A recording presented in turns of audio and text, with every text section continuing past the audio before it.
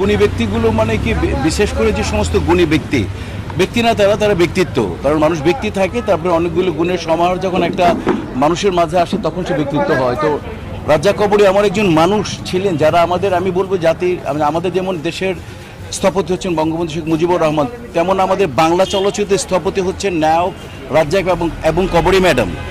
এই স্থপতি তারা যে পথ আমাদেরকে দেখিয়ে গেছেন, আমরা সেই পথে হেঁটে আজকে আমাদের পেশা হয়েছে, আজকে আমাদের গাড়ি বাড়ি নেম ফেম সমস্ত কিছু তাদের উছিলায়। তো আসলে এই রাজ্জাক কবরী এভাবে চলে যাওয়া মানে এটা বলে বোঝানো যাবে না, আপনারা সবাই বোঝেন। আমি শুধু আপনাদের মাধ্যমে একটাই কথা বলতে চাই যে এই দেশের শিল্প সংস্কৃতির সাথে যারা যুক্ত, বিশেষ করে কবরী ম্যাডাম মৃত্যুর আগ পর্যন্ত কাজ করে গেছেন, শুটিং করে গেছেন, এডিটিং করে গেছেন, ফিল্মের সাথে জড়িত। তিনি তার সত্তাটাকে সবসময় জাগ্রত রেখেছেন, তার শিল্প সত্তাটাকে জাগ্রত রেখেছেন। উনি আমাদের শিল্পী সমিতির উনি ছিলেন উপদেষ্টা, উনি ছিলেন আজীবন মেম্বার, উনি আমাদের অভিভাবক ছিলেন যে কোনো, এবং আমরা যখন আমাদেরকে এতই পছন্দ করতেন যা নির্বাচন করলে উনি স্টেজে চলে যেয়ে আমাদেরকে উৎসাহিত করতেন। আজকে আমি আপনাদের সবার কাছে সরকারকে একটা অনুরোধ করতে চাই, সেটা হচ্ছে যে ফিল্ম আর্কাইভ আছে, ফিল্ম আর্কাইভের নামটা হওয়া উচিত, আমি মনে করি শিল্পী সমিতির একজন লিডার হিসাবে, এটা রাজ্জাক কবরী আর্কাইভ।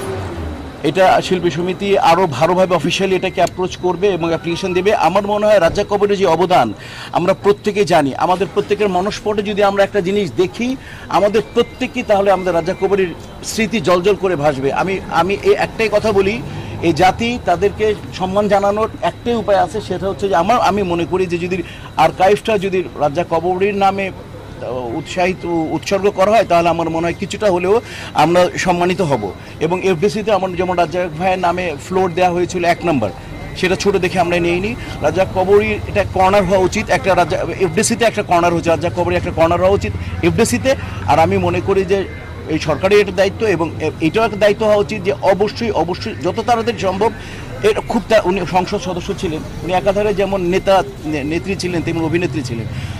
তো এটা বলবো। আর করোনাকালীন সময়ে হয়তো আপনারা মনে করবেন কিছু অনেক শিল্পী আজকে আসতে পারিনি, কারণ আমরা সবাই রিস্ক নিয়ে, আমরা যারা আছি এখানে ফ্রন্ট লাইনে যারা, তারা সবাই রিস্কে আছি।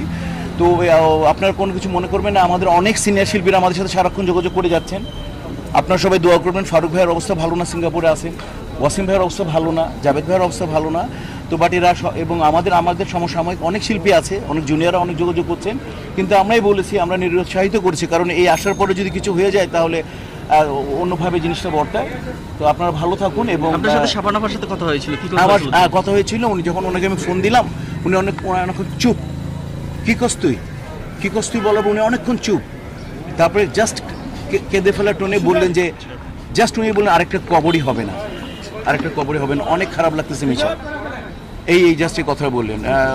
আরও অনেক কথা, তখন অনেক সাংবাদিকের ফোন আসতেছিল। আমি বললাম, আপা আমি ওই যে আপনার ফোনটা রাখি, আমি একটু সাংবাদিকদের সাথে যোগাযোগ করি, গতকাল রাত্রে এই বিষয়টা উনি